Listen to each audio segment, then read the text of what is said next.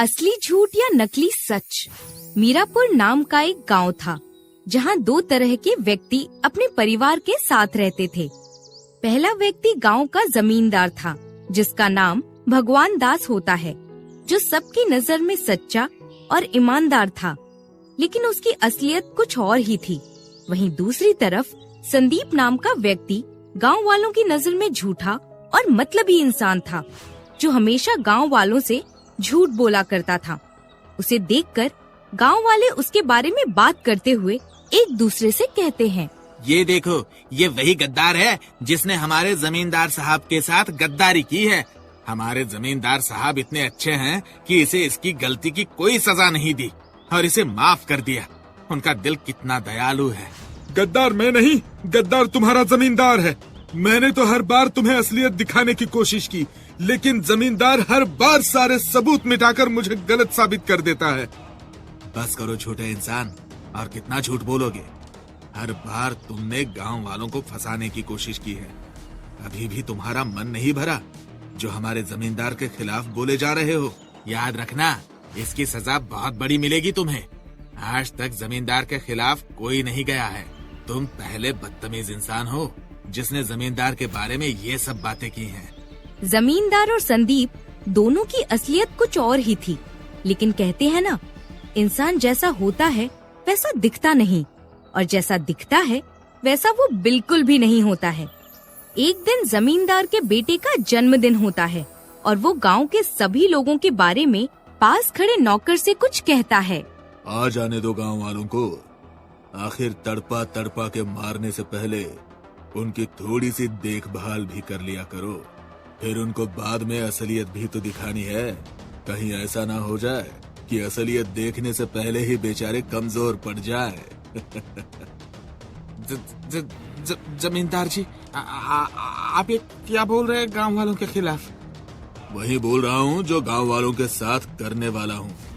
अगर ये बात तुम्हारे अलावा किसी और को पता चली तो अपनी जान से तो जाओगे ही, साथ में तुम्हारा परिवार भी मरेगा, समझे? नहीं जमींदार जी, आप मेरे परिवार को कुछ मत करना। मैं आपका हर काम और हर साजिश में आपका साथ दूंगा और किसी से कुछ कहूंगा भी नहीं। हाँ ठीक है, ठीक है। अब जाओ यहाँ से और गांव के सभी लोगों को कहना मैंने उनको अपने बेटे के जन्मदिन पर बुलाया है। याद रखना, मेरे साथ कोई चालाकी मत करना, वरना बहुत महंगा पड़ेगा। जैसा जमींदार ने कहा, वो नौकर गांव वालों के सामने वही सब कहता है और जन्मदिन की पार्टी में आने के लिए सबको आमंत्रित करता है, जिसमें संदीप भी शामिल होता है। एक व्यक्ति उसकी तरफ देखते हुए गांव वालों से कहता है, हमारे जमींदार का दिल कितना साफ और दयालु है जो उन्होंने इस झूठे इंसान को पार्टी में बुलाया, वरना उनकी जगह कोई और होता तो इसे गांव के बाहर निकाल देता। देखो तो जरा, कोई शर्म है ना कोई हया, बस मुंह उठाकर आ गया झूठा इंसान। हर बार गांव वालों को अपने झूठे बहकावे में फंसाकर बेचारे मासूम लोगों को अगवा करने की कोशिश करता है। अरे वो तो एहसान है जमींदार जी का, जो इस पर इतने इल्जाम होने के बाद भी शांत बैठे हैं। तुम्हारा जमींदार नकली सच बोलकर असली झूठ छुपाने वाला व्यक्ति है। वो अपने लालच से और धनवान बनने के लिए कुछ भी कर सकता है। गांव के लोग एक दूसरे का साथ देते हुए उसे खरी खोटी सुनाते हैं। वहीं दूसरी तरफ जमींदार उनकी बातें सुनकर हंसने लगता है और संदीप को बुलाकर उससे कहता है, सब कुछ मेरे मन मुताबिक हो रहा है। जैसा मैं चाहता हूँ वैसा ही हो रहा है। गांव वालों को पागल बनाना कोई मुश्किल काम नहीं है, बस उनका विश्वास जीतना थोड़ा मुश्किल था और अब वो भी जीत लिया मैंने। बस मेरे अच्छे दिन आने ही वाले हैं, जिसके बाद मैं इस गांव का सबसे धनवान जमींदार बन जाऊंगा। जमींदार, आपको इतना खुश होने की आवश्यकता नहीं है। अगर मैंने गांव वालों को आपका असली सच बता दिया ना, तो वो लोग आपसे नफरत करेंगे, नफरत। कम गिर गए हो लोगों की नजर में या और गिरना चाहते हो? वैसे भी लोग तुम्हारी बातों का भरोसा बिल्कुल नहीं करेंगे, क्योंकि कितनी बार मैंने अपनी चालाकियों से तुम्हें गलत साबित किया है। इसलिए वो तुम्हें झूठा और मक्कार समझते हैं। रुको जरा जमींदार, वक्त आने दो। यही गांव वाले आपकी मौत का कारण बनेंगे। अभी उनको जितना इस्तेमाल करना हो कर लो, लेकिन देखना जब उन्हें मेरी बात समझ में आएगी तब तुम्हारा क्या हाल होगा। दोनों अपनी बात बोलकर वहाँ से चले जाते हैं। एक समय था जब संदीप जमींदार के घर काम किया करता था, जिसके चलते जमींदार ने संदीप को झूठ बोलने पर मजबूर कर दिया था, क्योंकि जमींदार खुद की गलती छुपाने के लिए संदीप का इस्तेमाल किया करता था। जब संदीप ने जमींदार का सच सबके सामने लाने की कोशिश की तो जमींदार ने संदीप को ही गलत साबित कर दिया। लेकिन संदीप फिर एक बार गांव वालों को समझाते हुए कहता है, गांव वालों, अभी भी आप सबके पास वक्त है। मेरी बात पर यकीन कर लो। ऐसी कोई गलती मत करना कि आगे चलकर तुम सबको पछतावा हो। जमींदार बहुत ही लालची और चालाक इंसान है। वो सिर्फ अपना फायदा देख रहा है। अरे बस कर दो, कितना झूठ बोलोगे। तुम्हें गांव के बाहर निकालने में हमें ज्यादा समय नहीं लगेगा, इसलिए अगर यहाँ रहना चाहते हो तो अपनी औकात में रहो, वरना चले जाओ यहाँ से। अरे गांव वालों, इसे तो गांव के बाहर ही निकाल देना चाहिए। वैसे भी ये गांव में बुराई फैला रहा है। हमारे जमींदार जी कभी हमारे साथ गलत नहीं करेंगे। मेरा काम था आप सबको मुश्किल में फंसने से पहले सतर्क करना, लेकिन आप सब तो मेरी बातों को सुनना ही नहीं चाहते। तो ठीक है, अब मैं किसी से कुछ नहीं कहूँगा। सच तो अब आप सबको वक्त ही बताएगा। जमींदार गांव वालों की नजर में एक ईमानदार और सच्चा इंसान बन गया था, लेकिन संदीप हर बार जमींदार की असलियत बताने की कोशिश करता था। इसी तरह कुछ दिन बीत जाते हैं और एक दिन संदीप गांव से बाहर काम करने के लिए चला जाता है, जिसके बाद जमींदार गांव वालों से कहता है, गांव में रहने वाले मेरे भाइयों और बहनों, मुझे बहुत तकलीफ होती है आप लोगों को ऐसे टूटे फूटे घरों में देखकर। इसलिए मैंने एक फैसला किया है कि आप सभी को एक मजबूत और अच्छा घर बनाकर दूंगा। अगर आप सबको मुझ पर विश्वास है, भरोसा है, तो आप सभी अपने घर और जमीन के दस्तावेज लाकर मुझे दीजिए, ताकि उसकी सहायता से मैं आपकी मदद कर सकूं।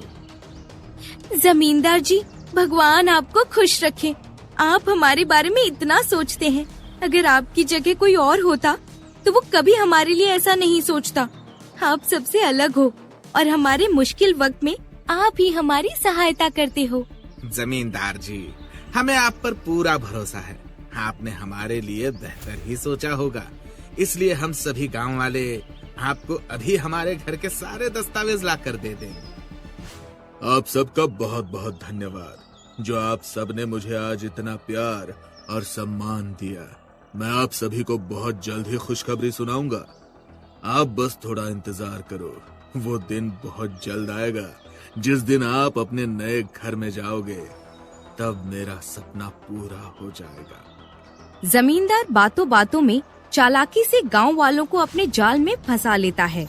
वहीं दूसरी ओर गांव वाले खुशी खुशी अपने घर, जमीन के सारे दस्तावेज जमींदार के पास जमा कर देते हैं और अपने अंगूठे के निशान भी लगा देते हैं, जिसके बाद जमींदार उनकी सारी जमीन खुद के नाम कर लेता है और गांव वालों को गांव से बाहर निकालने की धमकी देता है, जिसके चलते गांव का एक व्यक्ति जमींदार से कहता है, जमींदार जी, आपने तो हमारे साथ गद्दारी की है। काश कि हम संदीप की बातों का यकीन कर लेते, तो आज हम पर यह नौबत नहीं आती। मैंने क्या गद्दारी की तुम लोगों के साथ? तुम लोगों ने तो खुद मुझे अपने घर के दस्तावेज ला कर दिए। और वैसे भी संदीप तुम सबसे सच बोल रहा था, लेकिन बेचारे के पास तुम सबको यकीन दिलाने के लिए कोई सबूत नहीं था, और जो थे वो सब मैंने मिटा दिए थे। जमींदार, धोखेबाज हो तुम। तुमने झूठ बोलकर हमें धोखे में रखा। सबकी बातें सुनकर जमींदार को गुस्सा आ जाता है और वो उस व्यक्ति को गांव से निकल जाने के लिए कहता है। वक्त के चलते धीरे धीरे करके जमींदार सबकी जमीन बेचने लगता है, जिससे उसके पास और भी पैसा आने लगता है।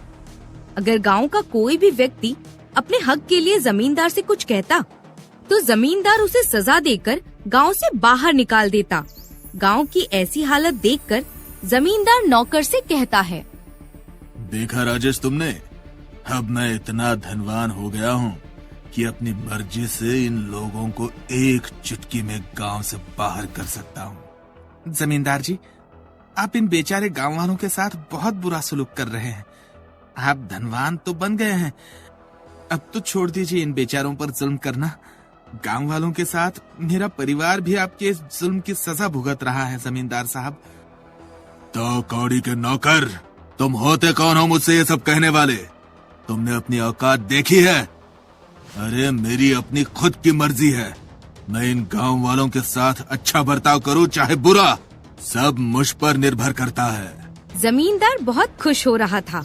वहीं दूसरी तरफ संदीप जब गांव आकर देखता है कि जमींदार ने गांव की पूरी जमीन जायदाद खुद के नाम कर ली है, तो वो तुरंत शहर जाकर जहां वो काम करता था वहां के वकील से गांव आने की विनती करते हुए कहता है, वकील मैडम, आप हर गरीब इंसान को न्याय दिलाती हैं, हमेशा सच्चाई का साथ देती हैं मैडम। मैं अपने गांव को बचाना चाहता हूं। हमारे गांव के जमींदार ने धोखाधड़ी से गांव की सारी जमीनें अपने कब्जे में कर ली हैं और उन सभी जमीनों को अपने नाम पर भी कर लिया है, जिसका फायदा उठाकर वो एक एक करके सारी जमीन बेच रहा है। देखो संदीप, अगर तुम वाकई में केस करना चाहते हो तो तुम्हारे अकेले की बातों से कानून तुम पर यकीन नहीं करेगा। तुम्हें उस जमींदार के खिलाफ सबूत लेकर आने होंगे, जिसके आधार पर हम उसे गिरफ्तार करवा सकेंगे। मैडम, आप जैसा बोलेंगे मैं वही करूंगा, लेकिन आप मेरे गांव वालों को बचा लीजिए मैडम। अब आप ही मेरा एक आखिरी सहारा है, जिन पर मुझे भरोसा है। संदीप वकील मैडम के कहने पर सबूत और गवाहों की तलाश में फिर से गांव जाता है। गांव जाकर वहां के सभी लोगों से बात करता है, लेकिन जमींदार का इतना खौफ उनके दिल में बैठ चुका था कि जमींदार के खिलाफ गांव का कोई भी व्यक्ति गवाही देने के लिए तैयार नहीं था। लेकिन संदीप गांव वालों को समझाने की कोशिश करते हुए कहता है, देखो गांव वालों, तुम लोगों पर जुल्म हुआ है, मुझे उस बात का अफसोस है, लेकिन मैंने तुम सबको जमींदार के खिलाफ पहले ही सावधान कर दिया था, लेकिन तुम में से किसी ने मेरी बात नहीं सुनी, जिसकी सजा तुम्हारे साथ साथ तुम्हारे बच्चे भी भुगत रहे हैं। अब भी वक्त है जमींदार को सबक सिखाने का। हम चाहकर भी जमींदार के खिलाफ कुछ नहीं कर सकते। अगर हमने उसके खिलाफ कुछ भी कहा तो अभी उसने सिर्फ हमारा घर छीना है। वक्त आने पर वो हमारे बच्चों को भी मार डालेगा, क्योंकि हमें अब उस पर बिल्कुल भी भरोसा नहीं है। जमींदार बहुत ही लालची इंसान है, इतना तो हमें पता चल ही गया है कि वो धनवान बनने के लिए किसी भी हद तक जा सकता है। इसलिए हम अपने बच्चों को मौत के कुएं में नहीं धकेलना चाहते हैं। हम जैसे जी रहे हैं हमें हमारे हाल पर छोड़ दो। अगर तुम ही जमींदार को सबक नहीं सिखा पा रहे हो तो मैं अकेला इंसान क्या करूंगा?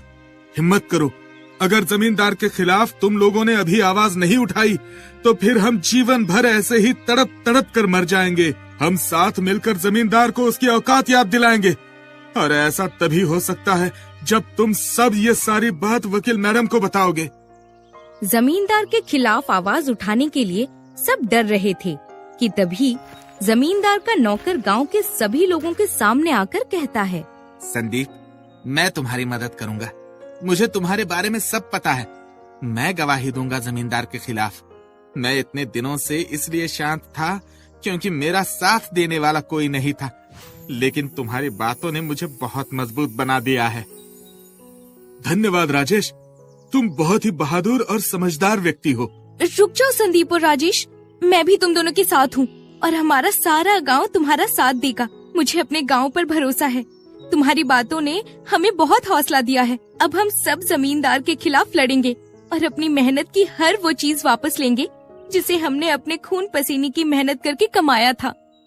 संदीप बिना वक्त गंवाए गांव वालों के साथ मिलकर जमींदार के खिलाफ केस कर देता है, जिसके चलते वकील गांव वालों का साथ देकर जमींदार के खिलाफ केस लड़कर कानून की मदद से जमींदार से सारी जमीन जायदाद वापस ले लेती है। गांव वाले खुश होते हुए वकील मैडम का धन्यवाद करते हैं कि तभी वकील मैडम गांव वालों से कहती है, अगर धन्यवाद करना ही है तो संदीप को कहो। क्योंकि आज उसी की वजह से आप सब जमींदार के जुल्मों से बाहर निकले हो। अगर संदीप नहीं होता तो आप कभी हिम्मत नहीं करते। जमींदार के जाने के बाद गांव में फिर से खुशहाली आने लगती है और सब आपस में एकता से रहने लगते हैं। इसी तरह जमींदार का असली सच और संदीप का नकली झूठ सबके समझ में आ जाता है, जिसके बाद गांव वाले सुकून शांति से रहकर अपना गुजारा करते हैं। कहानी से सीख। हमें इस कहानी से ये सीख मिलती है कि झूठ असली हो या नकली, एक न एक दिन सामने आ ही जाता है। इसीलिए व्यक्ति को हमेशा अपने जीवन में सच्चाई और ईमानदारी से रहना चाहिए।